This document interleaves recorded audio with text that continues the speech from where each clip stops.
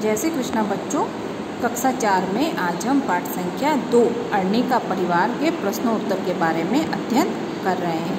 पाठ को हमने अच्छे से पढ़ लिया है और पाठ के कुछ प्रश्नोत्तर को हमने जान लिया है। तो आइए आगे के प्रश्नोत्तर के बारे में अध्ययन करते हैं। प्रश्न संख्या 9 है बच्चों कि अरणी ने कहा वक्त के साथ बदलना होगा। अरणी ने क्या कहा कि वक्त के साथ बदलना होगा।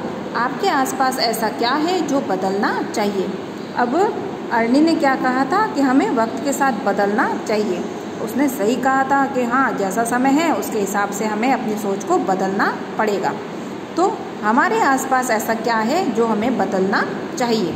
तो उत्तर क्या होगा बच्चों कि हमारे आसपास जो जाति भेद है ना, जो जाति भेद है, ऊंच नीच है, छुआछूत है, रूढ़िवादिता है, इन सबको बदलना चाहिए। अब जाति भेद मतलब किसी जाति को ऊंचा माना जाता है, किसी जाति को निम्न माना जाता है, तो वो भेदभाव किया जाता है। उसके साथ खाने पीने में, पढ़ाई में, सब तरह से उसको। अब जैसे पहले के समय में क्या होता था बच्चों, जाति के हिसाब से उनको काम दे दिए जाते थे। तो जो निम्न जाति के लोग थे उनको पढ़ने विद्यालय में आने नहीं दिया जाता था। अगर आने भी देते थे तो उनको जो कुछ बच्चे तरी पे बैठते थे और ऊंची जाति के बच्चे और निम्न जाति के जो बच्चे थे उन्हें अलग से बिठाया जाता था। तो ये भेदभाव हमें काफ़ी हद तक, ये भेदभाव आज के समय में कम हो गया है।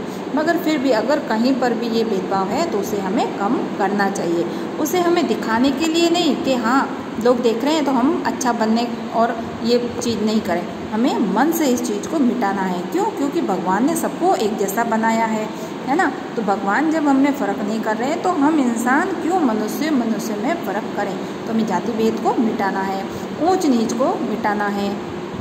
ऊंच नीच मतलब कि भाई कोई गरीब है तो उसको तो हम बिल्कुल ध्यान नहीं दे रहे हैं, उसकी मदद नहीं कर रहे हैं। और कोई अमीर है तो उसकी हम चला के जी हुजूरी कर रहे हैं, अरे आपको क्या चाहिए, ये क्या चाहिए, है ना। तो हमें ऐसा नहीं करना है। गरीब भी हमारे लिए वैसा ही है, इंसानियत होनी चाहिए, इंसान अच्छा होना चाहिए। पैसे हैं अगर किसी के पास और वो घमंड में चूर है और वो किसी की मदद नहीं कर रहा है तो वो अच्छा इंसान नहीं होगा। और अगर कोई गरीब है और वो अपनी ईमानदारी से काम कर रहा है, सबकी मदद कर रहा है, तो वो अमीर से भी ज़्यादा अच्छा इंसान होता है ना। तो हमें ऊंच नीच भी मिटानी है, अमीर गरीब का फ़र्क मिटाना है। छुआछूत मतलब अरे इस निम्न जाति वाले ने मेरी चीज़ को हाथ कैसे लगा लिया, या फिर ये छोटी जाति का है, इसने मेरे घर में प्रवेश कैसे कर लिया। तो ये छुआछूत का भी हमें भेद मिटाना है। रूढ़िवादिता जैसे बाल विवाह है ना, घूंघट प्रथा है, कुछ चीज़ों में आज भी ये कहीं कहीं चल रहा है। तो इन रूढ़िवादिताओं को हमें मिटाना है। तो इन सबको हमें बदलना चाहिए, ठीक है। फिर प्रश्न संख्या 10 है बच्चों कि वक्त के साथ समाज की सोच व मूल्यों में परिवर्तन देखने को मिलते हैं। ऐसे ही आपके आसपास कोई परिवर्तन आप अनुभव करते हैं तो कक्षा में बताइए। वक्त के साथ समाज के सोच व मूल्यों में परिवर्तन हो रहे हैं ना। पहले के समय में कुछ बच्चों को, निम्न जाति वालों को पढ़ाई करने के लिए आने दिया जाता था, परमिशन थी, अनुमति थी, और निम्न जाति वालों को नहीं थी। मगर आज के समय में सभी बच्चों को एक समान शिक्षा का अधिकार है और चाहे गरीब हो अमीर हो, सबको ही शिक्षा का अधिकार है। अगर नहीं शिक्षा से वंचित रखते हैं उसके माँ बाप या और कोई, तो उन्हें सजा भी हो सकती है। तो इसीलिए शिक्षा का अधिकार में जैसे परिवर्तन आया है वैसे ही हमारे आसपास और क्या परिवर्तन हम देखने को मिलते हैं तो कक्षा में हमें ये बताना है। तो उत्तर है बच्चों कि पहले लड़कियों की शिक्षा के बारे में अधिक नहीं सोचा जाता था। ये भी था, पहले सिर्फ लड़कों की शिक्षा के बारे में ही सोचा जाता था, लड़के खूब पढ़ते थे, है ना। मगर लड़कियों की शिक्षा बीच में ही रोक दी जाती थी, या तो पहली से 5वीं तक या 8वीं तक बस। क्यों? क्योंकि स्कूलें जो थी वो आजकल तो एक मोहल्ले से दूसरे मोहल्ले में आपको स्कूल मिल जाएगी, मगर पहले के समय में ऐसा नहीं होता था। एक गांव में एक स्कूल होती थी और अगर बड़ी क्लास में पढ़ना है तो दूसरे गांव पढ़ने के लिए जाना पड़ता था। तो बहुत लंबा रास्ता होता था, इसीलिए लड़कियों को बीच में ही पढ़ाई छोड़नी पड़ती थी। और फिर ये भी सोचा जाता था कि लड़की को कौन सा पैसे कमाने के लिए जाना, उसे तो करना क्या, चूल्हा चौका ही करना है।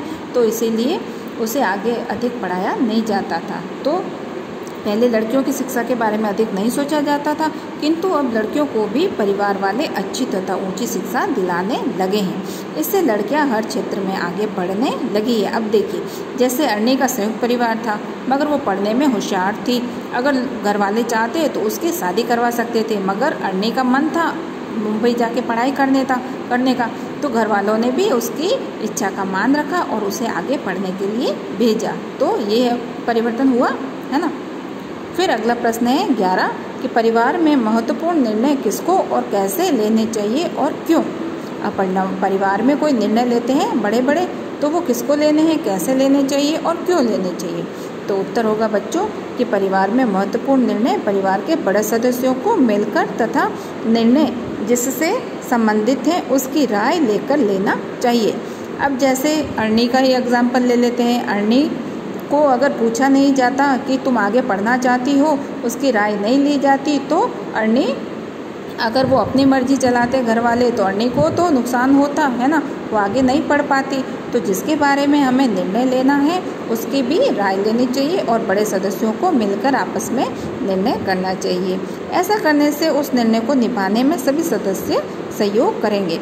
सबकी सहमति जरूरी है। कोई भी निर्णय ले परिवार में तो सबकी सहमति ले लेनी चाहिए। हाँ, फिर उससे निर्णय निभाने में सभी सदस्यों को मदद होती है। फिर प्रश्न संख्या 12 है कि संयुक्त परिवार के फायदे लिखिए। अब संयुक्त परिवार के फायदे क्या क्या होते हैं ये देखिए।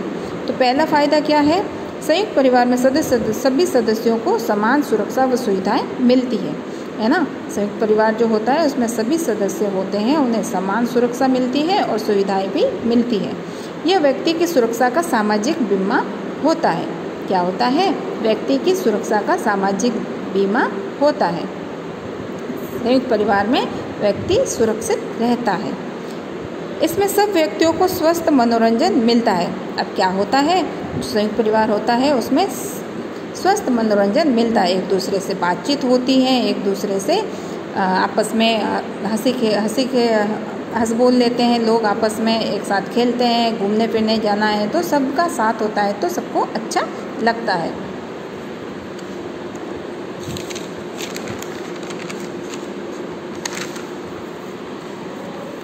फिर अगला प्रश्न है बच्चों, एकल परिवार के लाभ लिखिए। पिछले प्रश्न में हमने संयुक्त परिवार के लाभ के बारे में अध्ययन किया, अब है एकल परिवार के लाभ लिखने हैं। तो उत्तर है, एकल परिवार में निर्णय लेने में परिवार के सदस्यों की अपेक्षाकृत अधिक भागीदारी होती है। क्या होता है, एकल परिवार जो होता है उसमें निर्णय लेने में परिवार के सदस्यों की अपेक्षाकृत अधिक भागीदारी होती है। एकल परिवार में व्यक्तिगत स्वतंत्रता अधिक होती है। व्यक्तिगत स्वतंत्रता मतलब, अब जैसे संयुक्त परिवार है तो उसमें तो सभी सदस्यों की सलाह ली जाती है, उसके बाद कोई निर्णय लिया जाता है, मगर एकल परिवार में जो एक व्यक्ति होता है उसे पूरी स्वतंत्रता होती है कुछ भी काम करने की, उसे रोक टोक नहीं होती है। फिर प्रश्न संख्या 14 है, फैसला लेने का सही तरीका है। अपशब्द वाले प्रश्न है ये बच्चों। बड़े फैसला ले और बाकी सब माने।